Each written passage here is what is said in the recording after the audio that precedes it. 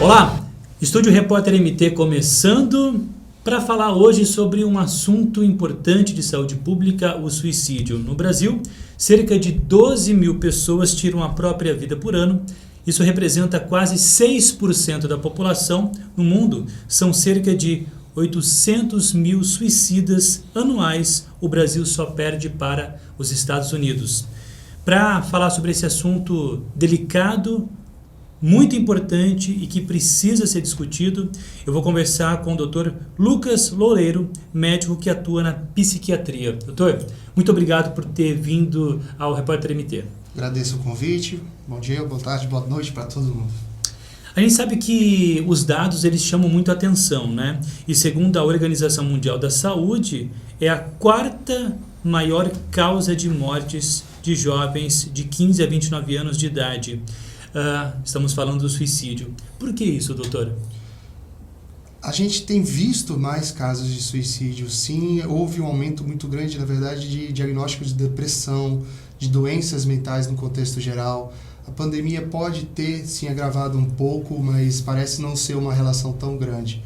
E cada vez mais as pessoas têm se isolado, não só questão de isolamento social, mas isolamento dentre si, se sentindo mais sozinha.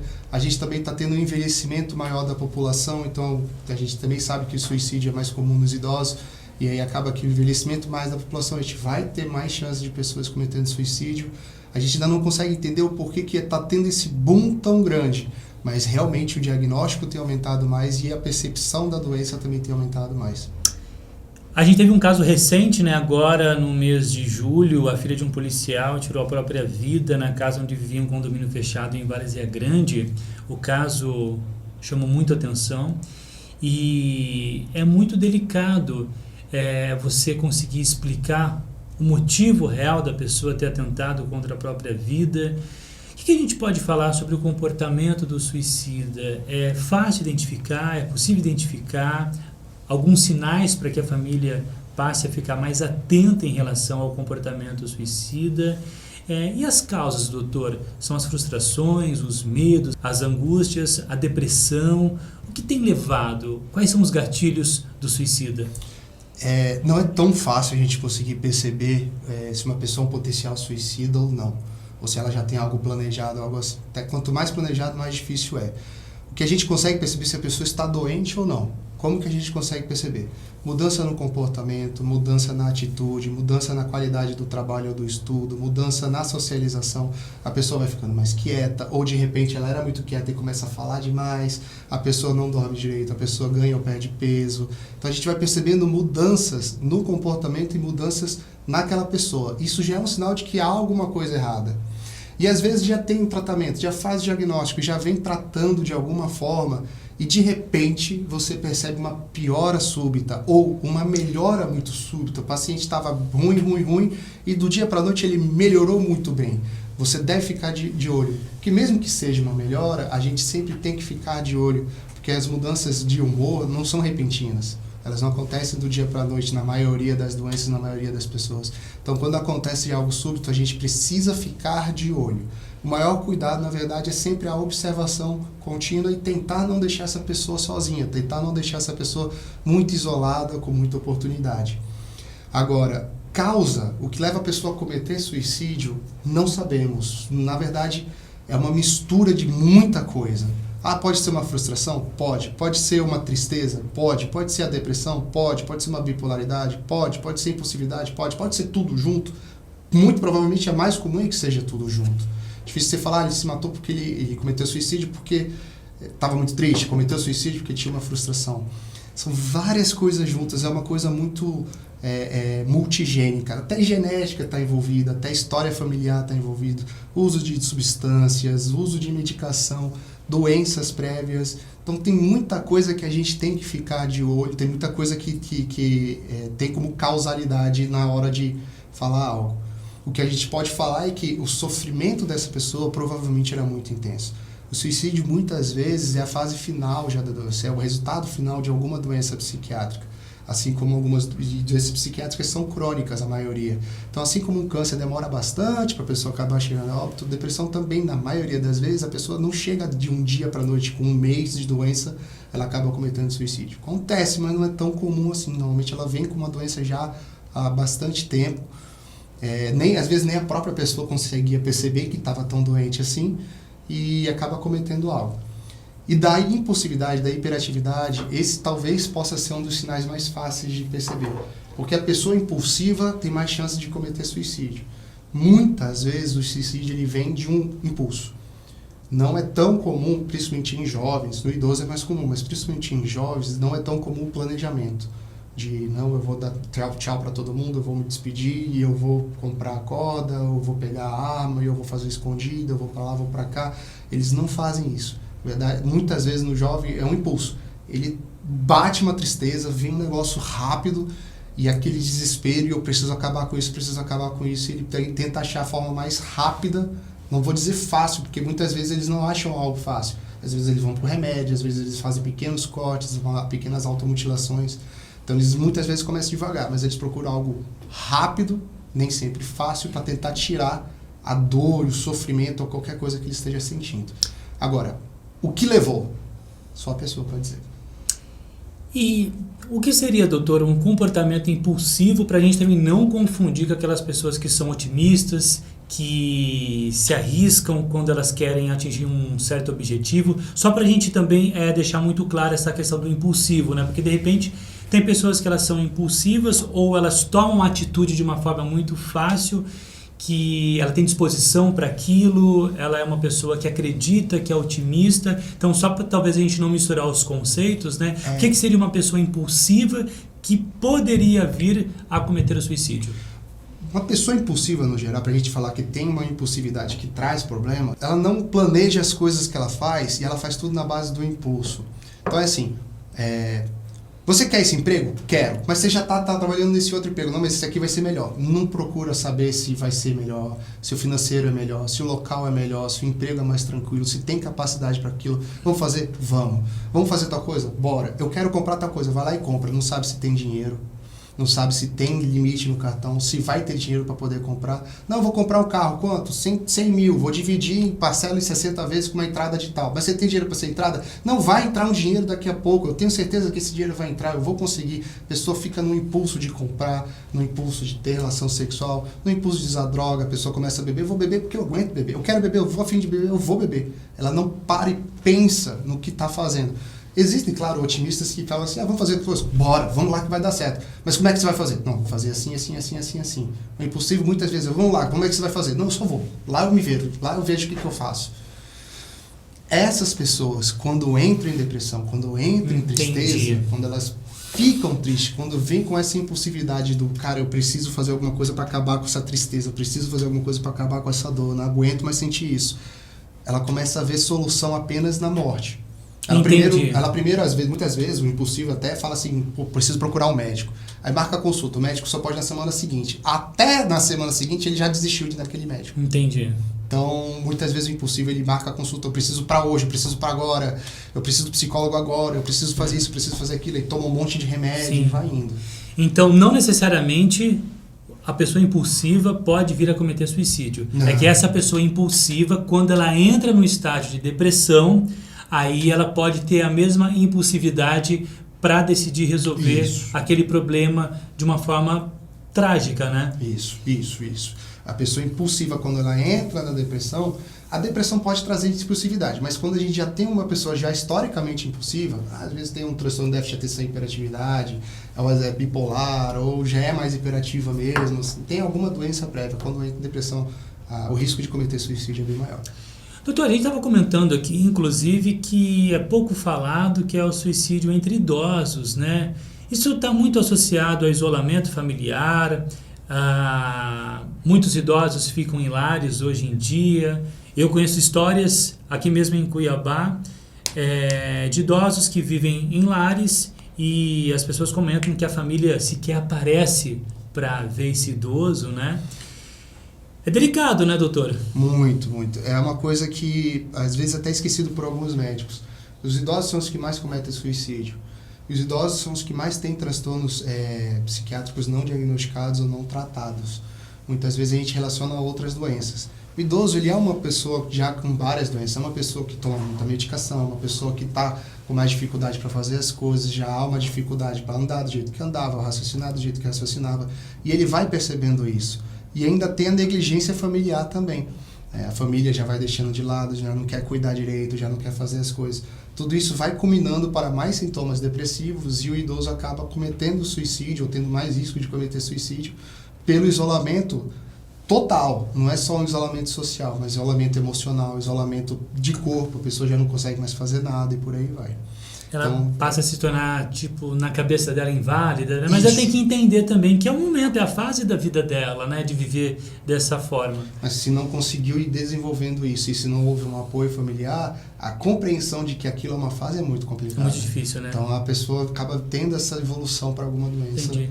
principalmente o suicídio. Doutor, partindo agora do ponto de vista do comportamento, né, da parte mental das pessoas, fala agora sobre alguns riscos, né, que a gente tem dentro do nosso próprio comportamento, da nossa própria forma de pensar a vida. Demonstração de força em excesso e de forma que não respeite os sentimentos do seu próprio corpo é um risco? Não vou dizer que é um risco, mas é um sinal. A gente tem que ser forte em situações, a gente precisa ter situações que a gente tem que ser mais firme. O médico não pode entrar em desespero no meio do plantão, o policial não pode ser impulsivo demais numa situação de perigo e por aí vai. Tem situações que a gente precisa manter-se, tem que manter uma firmeza. Mas há situações que a gente precisa também se respeitar. As pessoas cada vez mais são criadas assim, porque você tem que ser forte, às vezes você quer ser forte, você não quer demonstrar algo de fraqueza, você não quer que as pessoas pensem algo ruim de você. E isso já é um indicativo de um transtorno de ansiedade. Às vezes a pessoa tem tanta preocupação com as outras acharem que ela é fraca, que ela não consegue, que ela não vai conseguir, que ela é incapaz, que ela fica nesse negócio, eu não posso demonstrar fraqueza, eu não posso demonstrar desconhecimento, eu não posso demonstrar fragilidade, porque senão eles vão abusar de mim, vão abusar de alguma forma. E isso vai acumulando, essa tristeza vai se acumulando, isso vai trazendo, além da tristeza, vai trazendo sentimento de desvalia, vai trazendo irritabilidade, vai trazendo falta de energia, isso vai te consumindo, vai te tirando do teu prazer, vai trazendo os sintomas depressivos. Isso pode sim levar à depressão ou alguma outra doença.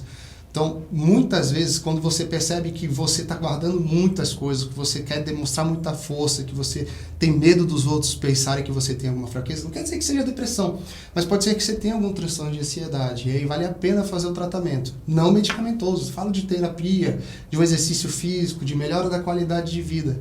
Então, quando você falou de comportamento, o que a gente pode fazer de um comportamento para tentar melhorar essas coisas todas? Primeiro, o insight de si mesmo, ter essa própria avaliação, entender que isso pode ser algo que te prejudica, e a melhora da qualidade de vida, fazer exercício físico, ter uma boa alimentação, ter um bom círculo social, evitar o uso intenso de substâncias psicoativas, assim, óbvio, evitar o uso de qualquer substância psicoativa, mas a gente tem o álcool, tem o tabaco, a gente sabe que aqui no Brasil pode, é só não usar em exagero, só não usar demais tabaco, se possível não fumar, por causa dos outros problemas. Então, ter uma vida melhor, ter uma vida saudável, isso já em si é algo que protege bastante. A gente estava falando até um pouquinho antes de começar a entrevista, aquelas pessoas que seguram um choro, né? Também Sim. tá com vontade de chorar, acho que é legal colocar para fora, acho que dá um alívio, né? Dependendo da situação, sim. Você tá no trabalho ali, trabalhando, e lembra de uma coisa ruim e começa a chorar, não é gostoso. Isso aí já traz um prejuízo, porque você tá trabalhando, você precisa concentrar, você tem que estar ali prestando atenção no trabalho e tudo mais. Mas se você tá trabalhando e recebe uma notícia ruim, que tal pessoa tá doente, que algum parente faleceu, ou sua mãe, seu pai, irmão, o que seja, e aí você não chora, você fica ali sério, porque dos outros não podem ver você chorando. Poxa vida, numa situação tão pesada, numa notícia tão ruim, solta, desabafa, deixa sair um pouco essa tristeza, não se faça de forte, não aguarde isso pra você, porque na hora que vier, e essas coisas normalmente vêm quando você tá sozinho, você não tem apoio nenhum. Tenta fazer no momento que dá mesmo, porque no momento que tá ali, muitas vezes você tá com os apoios, você tá com os amigos, você tá com os parentes. Aquele momento é melhor ainda para você desabafar e mostrar essa fragilidade para mostrar o apoio. Se você faz sozinho, não há apoio nenhum, e aí ainda é pior, os sintomas vêm com mais intensidade e fica mais difícil de controlar. E é importante também a gente saber lidar com as coisas que mexem com as nossas emoções. E nesse aspecto, doutor, a respiração, ela é importante. Você respira fundo, de repente você recebe uma notícia ruim, algo que mexe com as tuas emoções, respirar tem um papel fundamental, doutora? Sim, sim. A respiração, a gente tem visto que a hiperoxigenação ajuda muito a ter uma organização mental, para você conseguir organizar melhor os seus pensamentos. Então é até uma técnica psicológica de tentar acalmar. Você percebeu que está ficando ansioso, que está numa situação nervosa, não só quando recebe notícia, às vezes vem de repente, respira, conta até 10 na respiração, bem lento, soltando devagar, colocando oxigênio para fora, gás carbônico para dentro. Isso ajuda muito na organização.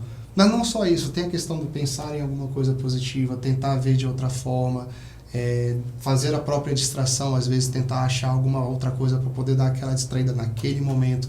Mas sim, respiração, voltando para a pergunta, né? A hiperoxigenação ajuda bastante na organização mental. Não pode ficar muito oxigenado, tem que estar respirando ali, tranquilo até acalmar. Agora, se está precisando o tempo todo, porque você está muito ansioso. Aí vale a pena, às vezes, procurar auxílio profissional naquele momento. Doutor, a gente está aí perto, né, do Setembro Amarelo, tem mais um mês aí praticamente para o Setembro Amarelo, que se fala aí sobre a prevenção, né, uma data mundial sobre a prevenção ao suicídio. É importante ser falado, né, doutora, a família conversar, ser claro, se abrir com os pais, se abrir com os filhos, né, quando é inverso. A importância, doutor, de falar sobre o tema. A mesma importância da gente falar sobre prevenção de câncer, sobre a prevenção de pressão alta, de diabetes e por aí vai. Suicídio, obviamente, já é a fase final de doença. Eu acho que o mais importante é a gente falar sobre a prevenção dos transtornos mentais no contexto geral, da ansiedade, dos transtornos de humor como depressão e bipolaridade, e às vezes até dos preconceitos com outras doenças mais graves. Deve ser conversado, a gente tem que ter esse círculo de amizade, esse círculo de apoio, esse local onde a gente pode se sentir seguro para conversar e discutir e desabafar, ter esse apoio. Muitas vezes, a gente fala assim, não, converse com seus pais. Muitas vezes os pais são um problema. A pessoa às vezes já tentou conversar, mas os pais, por causa do preconceito que a gente tem já prévio, de que isso é frescura, de que isso é falta do que fazer, de que você não tem motivo para estar aí e tudo mais, então a pessoa começa a ter medo de conversar com os pais. Que acho que vale mais a pena a gente falar exatamente disso. Se há a queixa, se houve a queixa, nunca desrespeitar esta queixa. Nunca dizer que isso é nada, que isso é mentira, ou que isso é frescura, ou que isso é coisa da cabeça e por aí vai. É dizer, tá, eu tô ficando muito ansioso, tô me sentindo meio triste, mas por quê? O que que tá acontecendo? Nunca falar, deixa disso, para com isso, vamos para isso, vai rezar, vai fazer tal coisa. Claro que são conselhos, você quer ser bondoso, você não fala às vezes na maldade, a pessoa fala isso querendo ajudar, mas machuca quem ouve, infelizmente. Então acho que o melhor é acolher. Pô, não tô me sentindo bem, eu tenho me sentindo meio triste ultimamente, eu tô com a minha vida assim, desse jeito, eu não tô conseguindo ficar legal, eu fico irritado.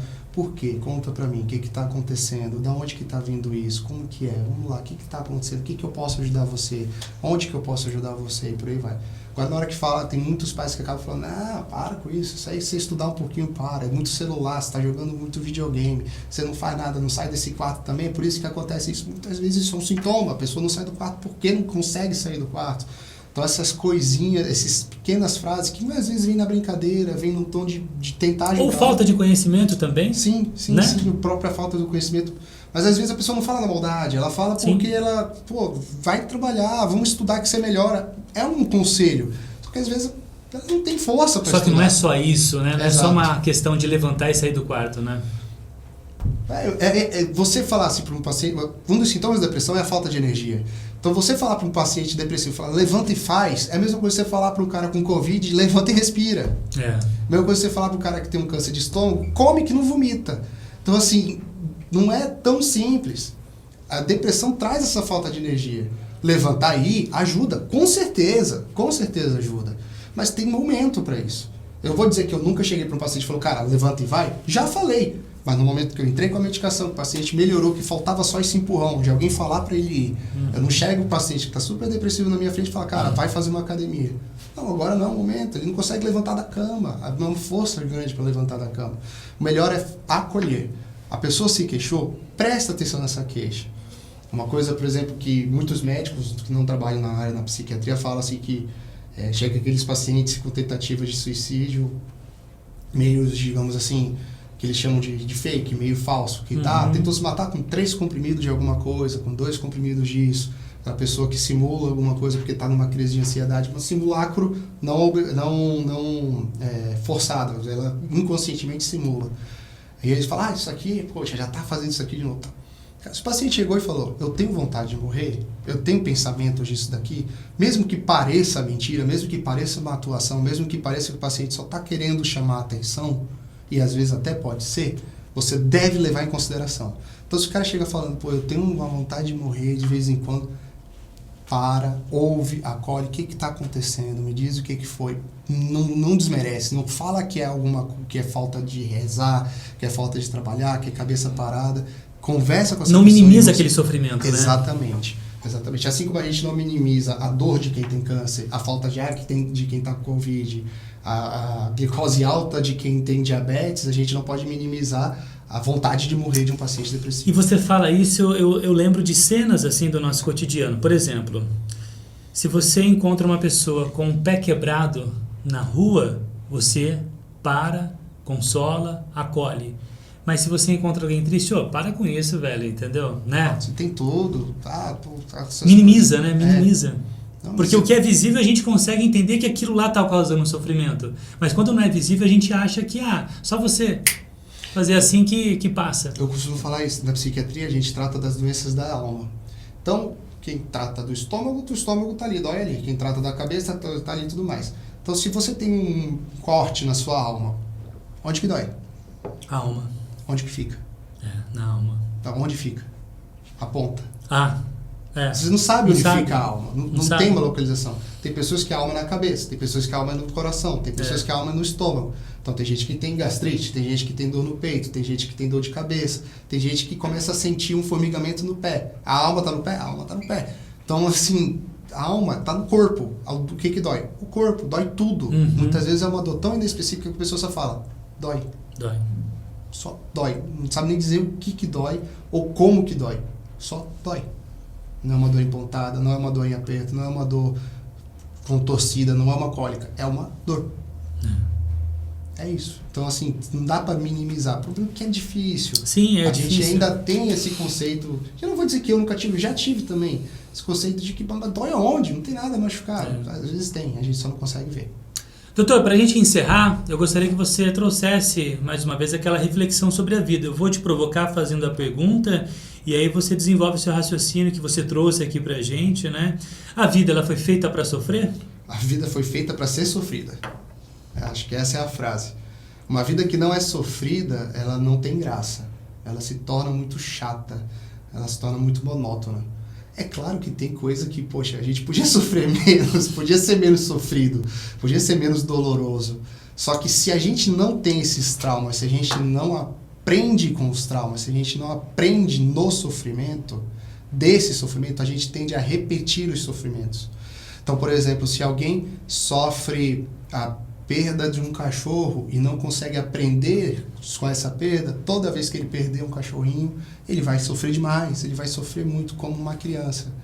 A gente precisa desde pequenininho ir aprendendo que a vida tem limite, que a vida tem seus negativos, tem seus altos e seus baixos. Tudo é feito de alto e baixo. Na vida não é sempre para cima, a vida não é feita sempre para baixo. Ela tem seus altos e baixos. E a gente precisa aprender com esses momentos, tanto de alto quanto de baixo. Porque se a gente não aprende, ele tende a se repetir e tende a sempre trazer prejuízo.